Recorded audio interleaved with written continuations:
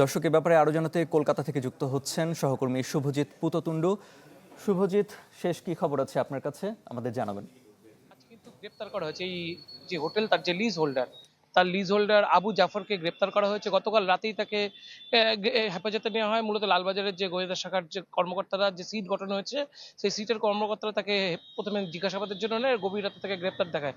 পাশাপাশি এই হোটেলের যে লিজ হোল্ডার আবু জাফর, তিনি কিন্তু যেরকমভাবে এই হোটেলটি চালাতেন, অর্থাৎ শিখা ইন যে হোটেলটি তিনি চালাতেন, অন্যদিকে এই রাস্তার উল্টো দিকে আরো একটি হোটেল আছে, হোটেল যাপন। এই যাপনও কিন্তু তিনি চালাতেন। ফলে এই যাপনের যে ম্যানেজার এবং একজন কর্মচারী, তাদেরও কিন্তু আটক করা হয়েছে। আজ তাদের আদালতে তোলা হবে এবং সেখানে তাদের সিটের যে নেতৃত্বে যে গোয়েন্দারা রয়েছে, তারা কিন্তু তাদের হেফাজতে চাইবে আরো জিজ্ঞাসাবাদ করার জন্য।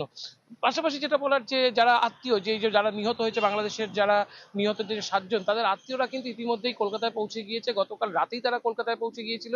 আজকে খুব দ্রুততম সময়ের মধ্যে তাদের এই দেহ হস্তান্তরের যে প্রক্রিয়া, সেটা কিন্তু হাইকমিশন থেকে সম্পন্ন করতে চাইছে। কারণ বাংলাদেশ সরকারের তরফ থেকে একটা চাপ রয়েছে এবং সেই হিসেবে কিন্তু তাদের যে ময়নাতদন্তের যে প্রক্রিয়া, সেটা কিন্তু খুব সকাল থেকেই শুরু হয়েছে।